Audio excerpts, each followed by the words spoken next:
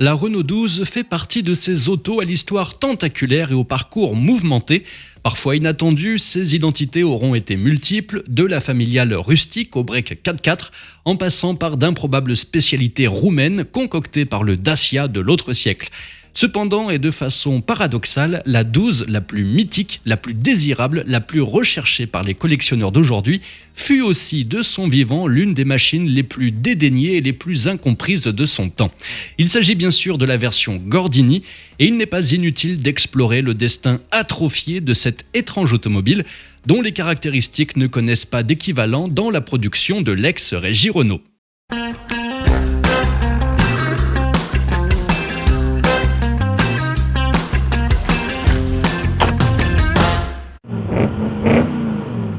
Avant de retracer l'histoire de la Renault 12, je vous présente notre partenaire pour cette vidéo. Il s'agit de Goodbye Car et comme son nom l'indique, si vous avez une vieille voiture qui traîne et que vous ne savez pas quoi en faire, c'est la solution idéale. Depuis 10 ans, il vous propose une solution simple et 100% en ligne pour vous débarrasser d'une voiture hors d'usage et même si elle n'a plus de contrôle technique, vous entrez simplement l'immatriculation et la ville où se trouve votre voiture sur leur site et ils vous garantissent un prix de rachat minimum. Et vous avez deux options, soit vous faites collecter votre voiture et quelqu'un de leur équipe vient la chercher, soit vous la déposez vous-même et vous obtenez un bonus en plus du prix garanti. Vous avez juste à vous rendre sur leur site et vous serez mis en relation avec l'un de leurs centres partenaires. Et en plus, vous contribuez à la lutte contre les filières illégales, c'est écologique et vous êtes payé. Donc pour en savoir plus, rendez-vous sur le site de Goodbye Car. Vous avez le lien juste en dessous de la vidéo, dans le premier commentaire épinglé ou dans la description. On peut facilement trouver une passionnante séquence dans laquelle le regretté Jean-François Piot explique et démontre toute la science du pilotage qu'il convenait de déployer pour maîtriser la Gorde. Bien que plusieurs autres Renault aux fortunes diverses aient reçu le badge Gordini, jusqu'à une calamiteuse Twingo diesel, ce surnom affectueux est à tout jamais attaché à la Renault 8, dont on a suffisamment énoncé les mérites et raconté l'histoire pour qu'il soit superflu d'y revenir ici, sauf pour évoquer la terrible mission de son successeur. Car évidemment, l'abandon progressif du tout à l'arrière par le losange ratifiait la fin d'une époque faite de virages négociés en travers et de contre-braquages virevoltants. Chacun s'attendait donc, sans pouvoir vraiment s'y résoudre, à ce que les réjouissances se poursuivent dans un format bien différent. En 1969, les premières R12, avec leur transmission aux roues avant, leur moteur en porte-à-faux et leur essieu arrière rigide, avaient livré des indices assez clairs quant à l'orientation technique que Renault entendait suivre dorénavant pour son milieu de gamme.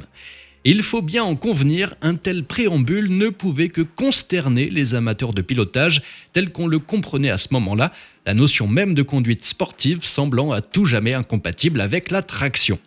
Adulée par toute une génération de pilotes, la 8 Gordini est l'une de ces autos dont l'arrêt de production aura laissé comme orphelins tous ceux qui les ont aimés. Prendre la suite d'un tel mythe, pratiquement statufié de son vivant, n'était certes pas facile, surtout à partir du moment où les paradigmes avaient changé. Dans les premiers jours du mois de juillet 1970, la nouvelle Gordini fut donc présentée sur le circuit Paul Ricard au cours d'une manifestation qui ressemblait plus à une cérémonie funèbre qu'au lancement d'un nouveau modèle. La Gorde était censée y tirer sa révérence dans d'ultimes acrobaties avant de céder la place à la 12, dans le catalogue Renault tout du moins, car dans le cœur des passionnés, la partie était loin d'être gagnée et certains d'entre eux n'hésitèrent pas à huer la nouvelle venue. Lors du lancement des berlines 12, 2 ans auparavant, la rusticité de leur fiche technique ainsi que l'apparente simplicité de leur design avaient rebuté plus d'un observateur. Mais soyons honnêtes, pour sa part, l'esthétique de la 8 n'est pas non plus tellement citée lorsqu'il s'agit d'évoquer les chefs-d'œuvre stylistiques du XXe siècle. Cependant, le cahier des charges de la 12 présentait certaines spécificités qui la rapprochaient du fantasme de la voiture mondiale, conçue pour pouvoir être produite partout dans le monde et en particulier dans des pays que le vocabulaire contemporain qualifierait volontiers d'émergents par une main-d'œuvre souvent peu qualifiée. L'auto avait volontairement banni toute sophistication de son patrimoine et à cet égard prenait le contre-pied de la Citroën GS, l'une de ses principales rivales qui avait pris quant à elle le parti d'une complexité technique alors sans équivalent dans son segment de marché. La nouvelle familiale Renault ne constituait donc pas, a priori, une base idéale pour développer une berline sportive digne de ce nom. Ayant jeté aux orties le Cléon fonte qui animait le reste de la gamme, la nouvelle Gordini avait en effet retenu le Cléon Alu issu de la R16 pour une cylindrée exacte de 1565 cm3. Un moteur soigneusement retravaillé pour l'occasion, alimenté par 2 carburateurs double corps Weber équipés d'un radiateur d'huile, de soupapes d'admission de plus gros diamètre, de pistons plus bombés, d'un diagramme d'arbre à cam modifié, de tubulures d'échappement élargies et d'un joint de culasse renforcé. À l'arrivée, on obtenait ainsi pas moins de 113 chevaux à 6250 tours minute. De son côté, le châssis n'était pas en reste, avec entre autres un freinage à 4 disques, ventilé à l'avant s'il vous plaît, des ressorts de suspension plus courts et 2 barres stabilisatrices de gros diamètre. La préparation s'avérait donc sérieuse et s'efforçait de se montrer digne de son appellation, tandis que l'accastillage n'avait pas grand-chose à voir avec celui d'une 12 normale, proposé dans 11 teintes de carrosserie, dont en exclusivité le célèbre bleu de France, agrémenté de bandes blanches extrêmement suggestives, privé de pare-choc pour faire plus sport, sans aucun doute, et recevait le renfort de 2 projecteurs à longue portée fixés sous la calandre. Ce rapide inventaire, aussi émouvant qu'il soit, ne peut que laisser perplexe, et comme l'ont montré les évolutions de la voiture durant sa courte carrière, matérialise les hésitations de ses concepteurs. 50 ans plus tard, il suscite une interrogation fondamentale. À quelle clientèle au juste la 12 Gordini était-elle destinée ? Incapables d'amadouer les défenseurs de la 8, qui furent nombreux à aller trouver une relative consolation au volant des Simca 1000 Rally, dont la fabrication perdura plusieurs années encore, la 12 peinait aussi à convaincre toute une frange de conducteurs sportifs à la recherche d'une certaine polyvalence, mais dont la dévotion à la propulsion demeurait intacte. Tarifé 19 200 francs à l'automne de 1972, il pouvait par exemple se voir opposer une Alfa Romeo Giulia 1600 légèrement plus coûteuse, à peine moins puissante et qui, en dépit de son âge déjà avancé, proposait un indéniable plaisir de conduite, en plus d'un blason sensiblement plus prestigieux. Et le raisonnement demeurait valable lorsqu'on se tournait vers la BMW 2002. Au-delà des questions liées à la promotion sociale, on peut aisément comprendre l'hésitation des clients ayant envisagé l'acquisition de la 12 Gordini, dont l'identité chancelante semblait inapte à choisir entre le sport pur et dur, mais dans ce cas, à quoi bon choisir une berline, et les charmes du grand tourisme, domaine dans lequel le manque de raffinement de la Renault représentait des obstacles quasiment infranchissables. De surcroît, les problèmes de motricité récurrents de la voiture représentaient autant d'arguments en défaveur de son schéma de transmission, et seulement 4 ans après sa présentation initiale, la production du modèle s'interrompit dans l'indifférence générale après 5188 exemplaires produits. Un nombre très limité d'entre eux reçurent le kit 807G, élaboré dans les ateliers de Viry-Châtillon et qui aboutissait à une puissance de 150 chevaux avec à la clé un gain très sensible en termes de performance pure. En dépit de quoi, et dans la détestable tradition française, ce kit ne fut commercialisé que de façon confidentielle et n'intégrera jamais la gamme en tant que version à part entière, démontrant de la sorte le renoncement définitif à renforcer la crédibilité de l'auto.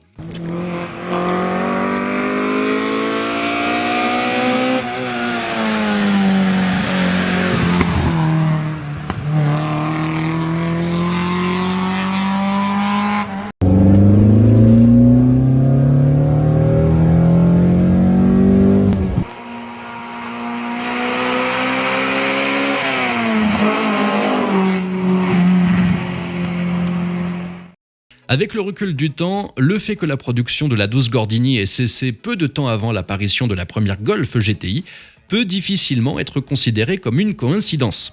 Avec son injection Bosch, son haillon arrière et le charme irréfutable du dessin de Giugiaro, la sportive de Wolfsburg bénéficiait d'une définition aussi tangible que jubilatoire et signale l'arrêt de mort d'un monde qui était déjà entré en agonie, mais qui ne l'avait pas encore compris.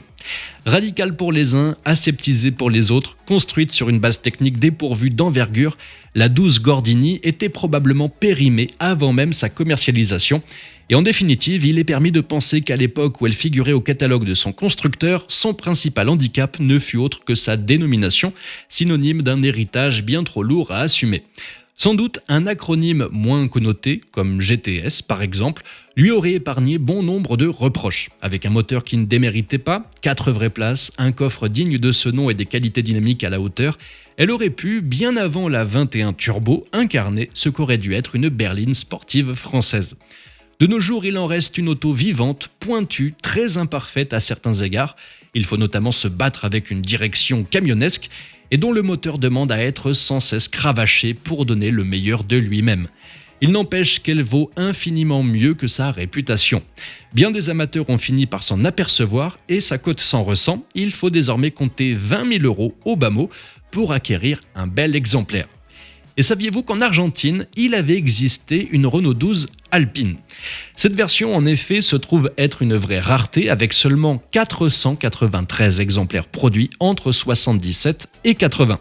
Cette version sportive, destinée à dynamiser l'image de Renault en Argentine, était dotée du même moteur que la Renault 5 Alpine, à savoir un 4 cylindres 1397 cm3 développant 110 chevaux et fabriqué sur place avec des pièces importées de France et permettant un petit 175 km/h en vitesse de pointe. C'est toujours mieux qu'une Alpine à 290. La particularité de cette R12, c'est aussi sa décoration noire et or du plus bel effet et la présence d'un bien peu discret Alpine sur les flancs. La voiture, du fait de ses modifications et de son moteur particulier, était quasiment réalisée à la main. Cela a eu pour conséquence un tarif supérieur de 40% à la R12 classique. Il faut dire que la R12 Alpine était équipée de pièces issues de la compétition et que Renault ne cherchait pas à en faire un best-seller mais plutôt un porte-drapeau. C'était aussi l'occasion de profiter de l'aura d'Alpine, bien connue des Argentins et qui fut fabriquée au Brésil ou au Mexique. Alors si vous rêvez de vous offrir cette R12 particulière, il vous sera déjà bien difficile d'en trouver une en Argentine, vu sa faible production.